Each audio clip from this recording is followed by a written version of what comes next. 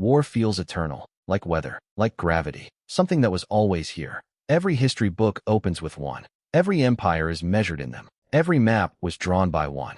So it must be in us, deep in us, older than language, older than fire. That is the story. Now go and look. Dig into the deep layers. 100,000 years down, 50,000, 30,000. You find tools. You find hearths. You find art. You find burials. You find beads traded across hundreds of kilometers. You find people who cared for the injured. Skeletons healed from breaks that would have killed them alone. Someone fed them. Someone carried them. And war? Almost nothing. Not zero. Almost nothing. No fortifications. No mass graves. No dedicated weapons. Hunting tools, yes. Spears for animals. But nothing built only to kill people. No shields. No armor. No walls. For tens of thousands of years. Then it appears. And once it appears, it never stops. Be careful here. This does not mean people were peaceful. They killed each other. Certainly. Over insults. Over women. Over theft. Over revenge that ran for generations. People have always been dangerous. But a murder is not a war. A feud is not a war. A raid is not a war. These are different objects. They need different explanations. And confusing them is why this question stays unanswered. So think about what war actually requires. Not anger. Anger is free. War needs organization. Dozens of people acting as one. Following orders they disagree with. Standing in a line while others die beside them. War needs supply. Food carried for people who are not gathering it. War needs a reason worth dying for. And here is the strange part. For most of human existence, there was almost nothing worth that. Think about what a moving group owns. What they can carry. That is all. Attack them and win. What is your prize? Some tools. Some hides. Nothing you could not make yourself. And their land. You cannot hold land you have to walk across. You cannot fence a hunting range. They will simply move and come back when you leave. So you risked your life for a bag of tools and made permanent enemies. The arithmetic does not work. Then something changed. People stopped moving. They built houses that could not be carried. They planted fields they had to wait for. And they filled buildings with grain. A year of food. In one place. That cannot run. That cannot hide. That anyone can see from a distance. And on that day, the arithmetic of war finally worked. Before we go further, we need to separate three things that get collapsed into one word. And the confusion is not accidental. The first is interpersonal violence. One person kills another over an insult, a theft, a partner, a debt. This is universal. Every society that has ever been studied has it, at some rate, in some form. It needs no organization, no planning, and no permission. It requires only two people and a bad afternoon. The second is the feud. A killing demands an answer, and the answer demands another, and it runs across generations. Feuds can be lethal over time, and in small populations the cumulative death rate can be genuinely high. But a feud is targeted. It follows specific people and specific debts, and everyone involved knows the names. It has rules. It can be paused, negotiated, or settled with payment. It is a legal system without a court. The third thing is war, and it is different in kind, not merely in scale. War is organized violence by one group against another group, where the target is membership rather than identity. You are not killed for what you did. You are killed for which side you are on. That single shift is enormous, and everything else about war follows from it. It means strangers can be enemies.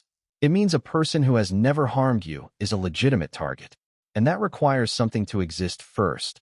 A group that thinks of itself as a unit, with an inside and an outside. Now think about what organizing that violence actually costs, in practical terms.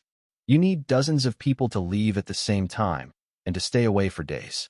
Which means nobody is hunting, gathering, or watching the children while they are gone. You need them fed on the journey by food somebody else produced and carried. You need them to follow instructions from one person, including instructions that put them in danger. And you need them to keep standing there when the person beside them falls, which is the hardest part of all. None of that is instinct.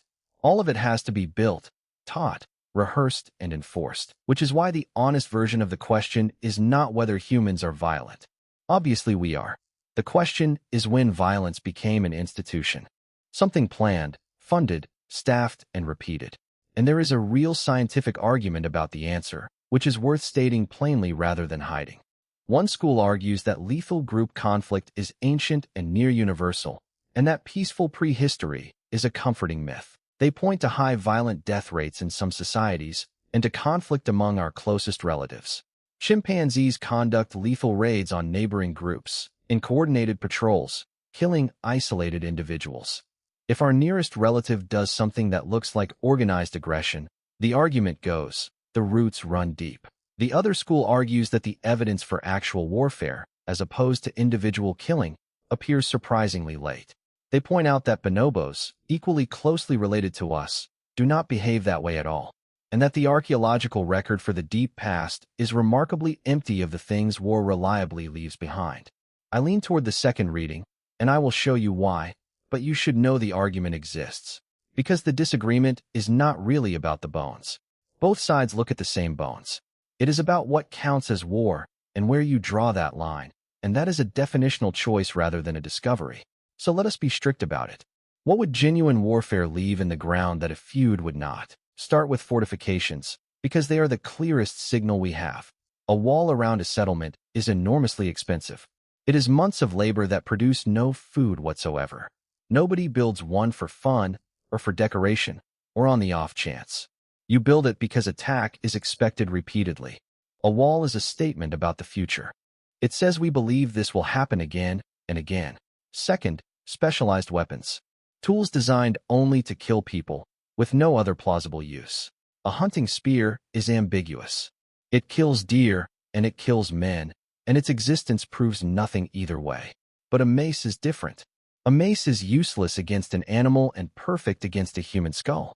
Armor is unambiguous. Shields are unambiguous. Nobody wears a helmet to hunt. Third, mass graves. Not a burial of several people who died over time, but many individuals killed together, with injuries clustered on the same parts of the body, of the same type, from the same event. Fourth, and easily missed, the pattern of who died. A feud kills adult men, overwhelmingly. Those are the people who carry the debt and settle it. War kills everybody, because war targets the group rather than the individual. So a grave containing men, women, and children with identical trauma is not evidence of a feud. That is evidence of something arriving to destroy a settlement, without distinguishing between the people inside it. Fifth, art. And this one turns out to be surprisingly informative. Early rock art across many regions is full of animals, hands, and hunting scenes, rendered in extraordinary detail. Then at a certain point in some places you begin to find something new. Rows of human figures, with bows, facing each other. Not one person hunting. Groups, in formation, pointing weapons at other groups. People do not usually depict things that are not happening, and they do not depict them repeatedly by accident. So we have 5 independent signals, and none of them depends on interpreting a single ambiguous skeleton. Walls. Anti-personnel weapons. Mass graves with mixed victims. Depictions of formations. And one more we will come to later. Now the crucial question. When do those signals actually appear in the ground? Because if warfare is as old as our species, they should be scattered throughout the deep record, everywhere people lived. And they are not. They cluster. Which is exactly what the evidence should look like if war was invented rather than inherited. Let's look at the hard cases, because a claim like this survives only if it can handle its own strongest counter-evidence. And there are genuine counterexamples. Sites that appear to show organized killing well before farming existed. The most famous sits in what is now northern Sudan, near the Nile. A cemetery called Jebel Sahaba. It is very old, dating to somewhere around 13,000 years ago, perhaps more.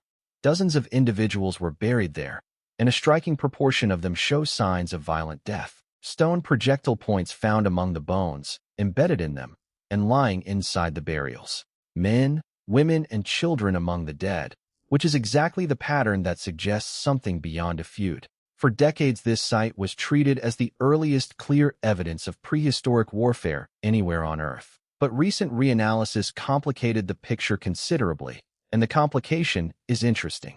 Closer examination of the skeletons found many healed injuries, not only fatal ones. People who had been wounded, recovered, and were wounded again, sometimes repeatedly over their lives. That does not look like a single massacre. That looks like recurring, sustained conflict over a long period, which is arguably even more significant, but it is a different thing from one battle. And the context matters enormously here, because the Nile at that time was not an ordinary landscape. The climate was shifting harshly, and the region around the river was drying out substantially, which concentrated everything worth having into a narrow ribbon of water and green, fish, game, plants, all of it packed into a strip you could walk across, surrounded by expanding desert. So people could no longer simply move away when a neighboring group became a problem. There was nowhere else with food. The alternative to fighting was not relocation. It was starvation. Hold on to that, because it is going to turn out to be the pattern rather than the exception. Now take a second case, from the other side of the continent. A site in Kenya called Neolithic, around 10,000 years old, found near what was then the shore of a much larger lake. The remains of over 24 people, and the details are difficult to read about. Skulls with crushing injuries. Projectile points lodged in bone. Several individuals apparently bound. Among the dead were women, including at least one who appears to have been heavily pregnant, and children. None of them was buried. The bodies were left where they fell, which is itself part of the evidence. The researchers argued this represents an attack by one group on another before farming reached the region. Other specialists have disputed elements of the interpretation, and that argument has not fully closed. But take it at face value and ask the same question we asked about the Nile. What was there? The lake shore was extraordinarily rich. Fishing, water, game, and reliable resources in a defined location. Not a place you wander through. A place you would stay and store and return to and be reluctant to leave. These groups may not have farmed, but they were sitting on something fixed, valuable, and worth taking. And that is precisely the condition we said would make the arithmetic work. So the counterexamples do not actually break the argument. They sharpen it. War does not require agriculture specifically. It requires something concentrated, immobile, and worth more than the risk. Agriculture is simply the most reliable way humans ever found to produce that condition, everywhere, permanently. Which is why these early sites are exceptions, clustered around unusually rich and unusually fixed places. And it is why, once farming spreads, the same evidence stops being exceptional and becomes ordinary. Move forward to Neolithic Europe and the picture changes completely, in a way that is hard to argue with. At Talheim in Germany, roughly 7,000 years old, a pit containing dozens of individuals, men, women, and children, thrown in together without care or arrangement. Most had been struck from behind on the head, with injuries matching the shape of farming tools used as weapons. This is a community being destroyed, not a dispute being settled between two men. At Skalitz in Austria, an enclosure ditch filled with the remains of a large number of people, similarly killed. At Herxheim, a site so unusual that specialists still disagree about what exactly happened there. And these are not isolated finds. They form a pattern across early farming Europe, in different regions and centuries. Alongside them, the settlements themselves start to change shape, and that change is the loudest signal of all. Ditches, palisades, enclosures, villages positioned on high ground or in bends of rivers with limited approach. Locations chosen for defense rather than convenience, at real cost to daily life. Water is further away. Fields are further away. Everything is harder. And people did it anyway. That is a society making a permanent trade every single day in exchange for the ability to survive an attack. And then the weapons arrive, and they arrive with unmistakable clarity. Maces, battle axes, daggers designed for stabbing a human body and useless for anything else. Objects that cannot butcher, cannot dig, cannot cut wood, and have exactly one function. Later, armor, shields, helmets. Enormous investments of material and labor with no productive purpose whatsoever. A society that makes armor is a society that expects organized violence as a recurring feature of life. And notice how the weapons themselves change what the fighting looks like. A hunting bow can be used alone, from cover, opportunistically. It rewards individual skill. A shield only works properly beside another shield. It rewards standing in a line and staying there. Which means the equipment is telling us that groups were fighting groups, in formation, deliberately. Then comes the fifth signal, and it is the one that closes the argument for me. War becomes a subject worth celebrating. It appears in art, in monuments, in the earliest writing, and always in the same register. Not as tragedy, as achievement, as the primary thing a ruler is measured by. Early Mesopotamian monuments show ordered ranks of soldiers marching over enemy dead in identical equipment. Uniform helmets, uniform spears, Uniform shields, which means someone equipped and trained them centrally. That is not a raid. That is an institution with a budget, a supply chain, and a chain of command. And the inscriptions do not apologize. Kings list conquered cities the way a business lists revenue. Numbers of enemies killed. Cities burned. Tribute imposed. Recorded proudly, permanently, in stone. So somewhere between the deep past and the first cities, war stopped being a disaster and became a policy. Which brings us back to the question underneath all of this, the one the evidence cannot answer by itself. Why then?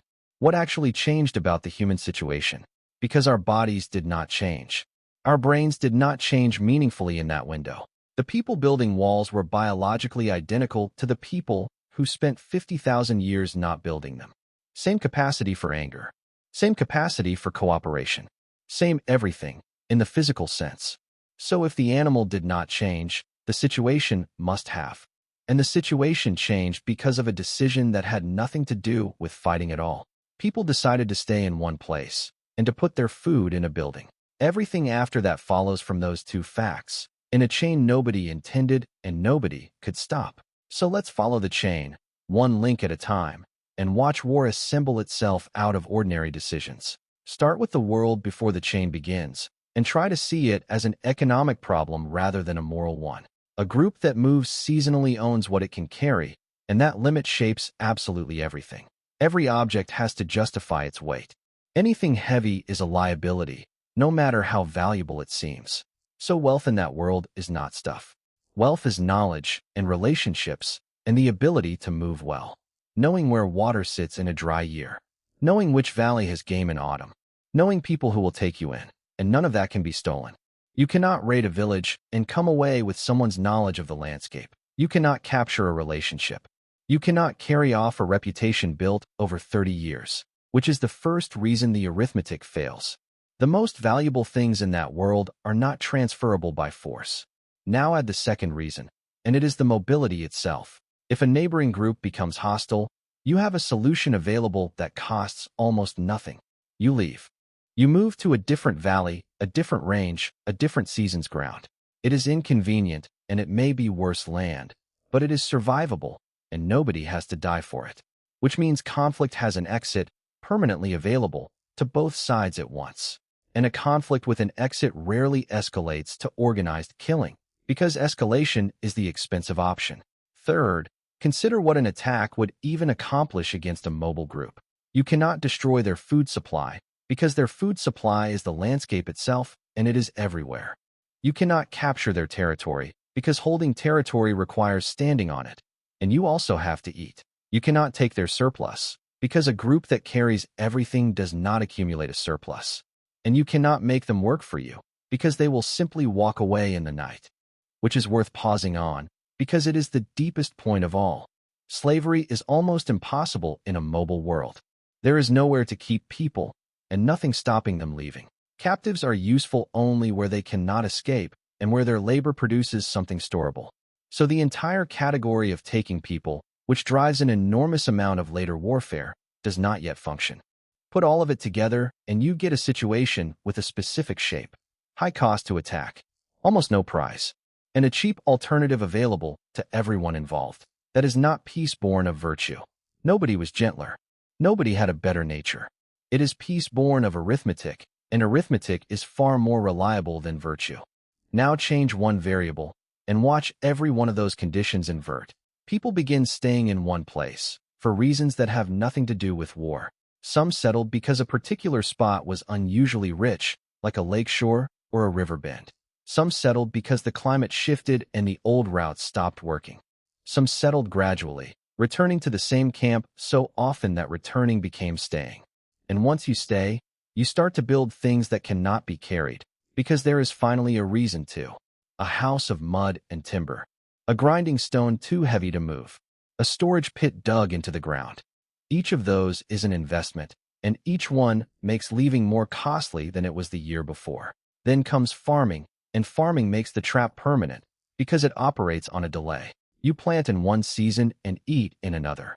Everything depends on being there for the harvest, which means for months of every year, your entire year's food is sitting in a field, visible and undefended. And after the harvest, it is worse, because now the whole year is concentrated in one building. The granary is the single most consequential structure humans have ever built, and this is why. It is dense. It is portable in the sense that grain can be carried away by whoever takes it. It does not spoil quickly, which means it holds value for a raider as well as for an owner. It cannot run, cannot hide, and its location is known to everyone within several days' walk. And it represents a year of labor by an entire community, compressed into something you can load onto carts. Now redo the arithmetic from the raider's point of view, and watch the answer flip completely. Attacking costs the same as it always did. Some risk of injury, some chance of death. Nothing has changed there. But the prize is now an entire year of food, obtained in a single morning of work. And the alternative to raiding is a full year of planting, weeding, harvesting, and hoping the weather holds. For the first time in human history, taking is dramatically cheaper than making. That is the invention, not aggression, which we already had. The profitability of aggression. And notice that this does not require anybody to be evil or even particularly hostile. It only requires one bad harvest, one drought, one group facing a winter with empty stores. Those people are not choosing violence over farming. They are choosing violence over starvation. And they know exactly where the food is because the settlement is visible from the hills. Now look at it from the other side, and the second half of the mechanism appears. You are the farmers. Your food is in a building. You cannot move it, and you cannot leave. Everything you own is a fixed target, and everyone within 3 days' walk knows it. So you have to be able to defend it permanently against people who may come at any time, which means the raid does not simply hurt you once. It reorganizes your entire society around the possibility of the next one. And a society organized around defense produces something new, something no mobile group ever needed. It produces men whose job is fighting. And that single development changes the nature of the problem permanently. At first, defense is everybody. The alarm goes up, and every adult grabs whatever is at hand. But that arrangement has an obvious flaw, and any community that survives a few raids works it out quickly. Farmers are busy. The harvest does not pause because there is a threat over the hill. And a farmer who spends his days farming is not good at fighting, because fighting is a skill like any other. Meanwhile, the attackers are getting better at it every season, because attacking is the only thing they are doing. So the community makes a rational decision, and it is the most consequential one in this entire story. Some men stop farming. The rest feed them. In exchange, those men train, watch, and fight. This is only possible because of the surplus. Without stored grain, nobody can be fed for doing nothing productive. The granary does not merely attract war. The granary is what pays for the response to war. And now you have created something that never existed before, a group of people whose value depends on danger. In a peaceful year, they are a cost. Mouths eating grain and producing no food. Their status, their share, and their entire justification all rise and fall with the level of threat, which does not make them villains. It makes them a group with an interest, like any other group. But over generations, an institution with an interest in threat tends to find threats. And it tends to argue that the safest defense is to strike first, which is not always wrong. Then the second consequence arrives, and it follows from the first almost mechanically. If some men fight and others farm, somebody has to decide which is which, and who gets what. Somebody has to allocate the grain that feeds the fighters. Somebody has to decide when they go out. That role is enormously powerful, and it is powerful specifically because it controls both food and force. Once war exists, hierarchy stops being optional. A group that fights without a decision-maker loses to one that has won, and a war leader who wins gains loot, followers, and the argument for keeping his position after the fighting ends. So the third consequence is that war starts producing kings, rather than kings producing war. The sequence runs the opposite way from the one most people assume. Now add the fourth consequence, and it makes the whole system self-sustaining. Once your neighbors have fighters, you must have fighters, regardless of your own intentions. Their preparation is indistinguishable from aggression, and so is yours from their side of the valley. Both communities may want nothing but safety, and both will arm, and each will read the other correctly as dangerous, which means war spreads even between groups that would both prefer to avoid it. It is contagious, not because violence is contagious, but because defense is indistinguishable from preparation. And a group that refuses to participate does not stay peaceful. It gets absorbed by one that did, which is the grim mechanism underneath all of this. And it does not require anyone to want war. The societies that organized for violence outcompete the ones that did not, and their arrangements spread, not because they were better places to live, because they persisted and the alternatives stopped existing. Then comes the final turn, and it is the one that converts raiding into something recognizable as history. At some point, someone works out that destroying a settlement is wasteful. You take the grain once, and next year there is nobody there to have grown any more of it. But if you leave the farmers alive and come back every harvest and take a portion instead of everything, then the same village produces for you, year after year, without you doing any farming at all. That is tribute. And tribute is simply raiding converted from a one-off event into a subscription. And once it is regular, it needs administration. Records of who paid, how much, and who has not yet. It needs enforcement, which means the fighters must now be stationed near the farmers permanently. It needs a justification, which is where gods, ancestry, and royal titles begin doing serious work. And at that point, the raiders are no longer raiders. They are a government. The relationship becomes protection. We take a share of your harvest, and in exchange we defend you. Defend you from whom? Very often, from other groups doing exactly the same thing. And sometimes, uncomfortably, from what we would do if you stopped paying. This is not cynicism. It is visible in the earliest written records we have from anywhere.